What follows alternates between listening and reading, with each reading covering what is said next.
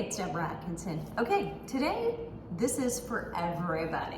This one is stabilization. You may reach a point where you're finding, I can't do that because physically I don't have the strength yet, or I've reached fatigue because of cumulative effect of the exercises, but everyone can start with this.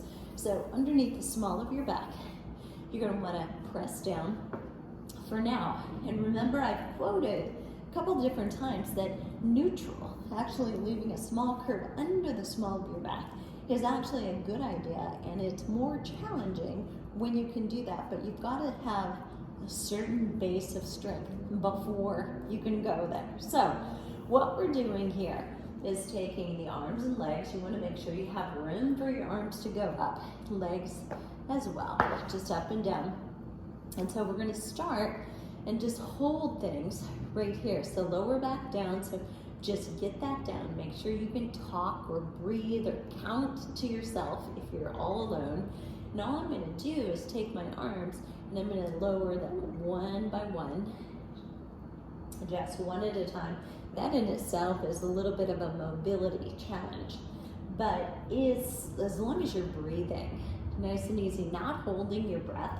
You don't have to forcefully breathe through this, but sometimes you will find that blowing out through a straw, pursing your lips, activates your transverses abdominus, that muscle that wraps around you like a belt, and that helps you to stabilize your core a little bit more. Good. Again, exhale as you come up and down. So you're raising an arm, you're lifting it. It doesn't really matter here because the stress and the strain is not very big. It's just your limb.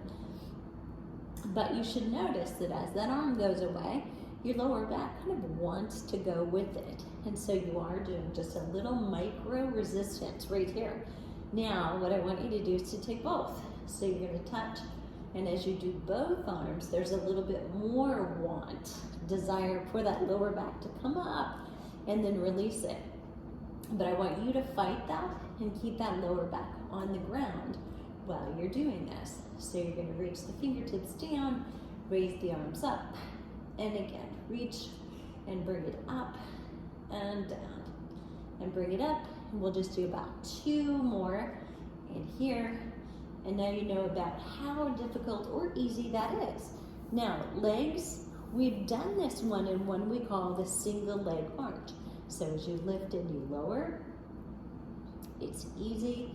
The right here, lower back stays down again. And as you alternate those, you've done this one before with me, so you have an idea how that feels. Now, the one we don't do very often is lower back stays on the floor, but we lower both legs. That one is one we don't generally do. You won't see me do this one a lot with anybody because the lower back does come up, and unless you're trying to hold on to neutral and allow that arch to happen, that's not really a desirable thing to happen. So I don't know who you are well enough to know you should or shouldn't be doing this one. So I generally don't recommend it. But what I will have people do is this. So we come up, we hold this, so we're kind of in a dead bug, lower back down, and then we take one leg and the opposite arm and bring it down. So you have to think a little bit. Right? So it's the left leg and the right arm, and then switch, and opposite, and switch, and bring it down and up, and switch, and down and up, and switch. But the whole time you're thinking about that lower back staying down on the floor, pressing and not letting it get carried away or taken off the ground. And if it does, you're just kind of done. You're at fatigue, and you need to stop and take a break. Good. Relax, and that's it. Good. Now a little bit of stress gets up here because you're kind of fatiguing the hip flexors, tops of your thighs. That's normal. What I want you to do now is, if you have an exercise ball, I want you to grab it. I'm just wrangling away from me. So what I'm going to do is have you take your arms. You're going to be pushing the ball in one direction, but in the opposite direction, you're going to bring your knees up, both of them, and you'll be pushing back and forth. So I am also going to engage my hip flexors. I'm going to feel it there definitely, but what I want you to really force down is that your lower back gets again into the ground. So you're going to push with your knees toward your shoulders. You're going to press with your arms toward your feet, and you can't do both of those things without engaging the core. So you're breathing, and you've got to promise me you're still breathing. I know you're down on the floor, you can't hit your head, but here. So count out loud, or breathe and blow through that straw. Inhale, exhale. Good, and then let it go. Nice. Now again, now it's tough on the hip flexors, so you get a little tight. We're gonna loosen that up and stretch it when we're done. But one last time, this time you can take the arms away. So as we come back up, this is being much more difficult. So we're gonna be here, and we can take the arms up, and we can take one leg away as well, and the other one has to stay there, and the lower back still has to stay down. So there's a lot of focus and concentration that happens on that. Now, that's a lot of time with hip flexion, so I want you to push up. Remember, when you're in hip abduction or extension like this, you want to be careful that you're not letting it go out to the side. So you're staying in neutral, and as you lift into hip extension, you're going to make sure you turn your pelvis toward your knees so there's no strain through the small of your back. Good. And then release and drop that down. Good. I'm going to have you sit up, and I want you to do one more with me. Now, you can sit with your legs cross-legged if that's comfortable for you, but here's where I want you to be.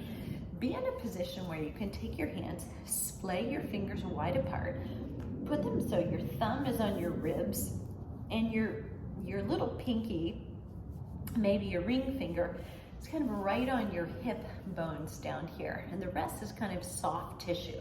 So if you take a deep breath in, just inhale, but watch my shoulders. Big difference between that and this. Raising up. So we don't want to lift up like that. Take a deep breath in, and then I want you to exhale like you're blowing through a straw. Keep blowing all the way out.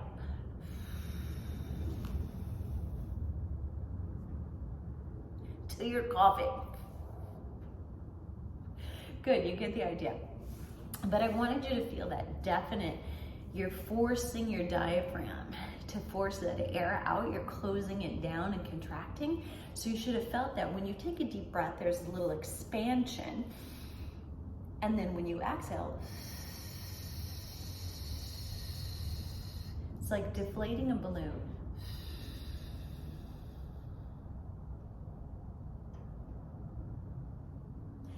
And you feel this muscle, the transverse abdominis that wraps around here. When you take a deep breath in again, now exhale. And I'm not going to move my fingers this time.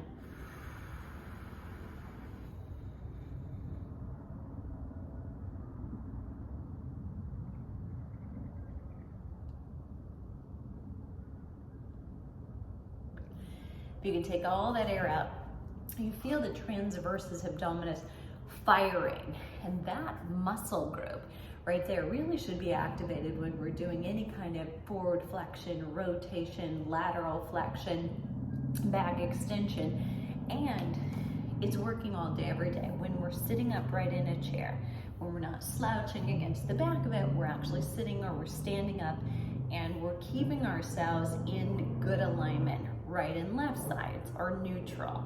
They're matching each other, forward and back. We're not forward, we're not too open to the back. We're just keeping our spine happy in that neutral S curve that it should have. Your transversus ideally is on all the time because it is wrapped around like a belt. It is like your weight belt protecting you. So you want to get used to doing that. That's a very different feeling though than sucking the navel in. It's not that, it's just more tense. So if you put your hands here and I say tense that, brace that, you should be able to do that without sucking in or drawing back. It's a very different feeling. And again, what you're after is bracing. You're after, if I put my hand here and I tried to push this away, I'm bracing because I have to, otherwise I'd be falling over. So if I go here and I'm bracing and pushing, this just gets tighter. You're after, can I create that tension most of the time and still be loose and flowing everywhere else, not holding tension? So there's your homework today. That transversus abdominis work and stabilization and isolation is appropriate for anybody, anytime, even sitting upright at your desk at work. Nobody has to know. And I'll see you on the flip side.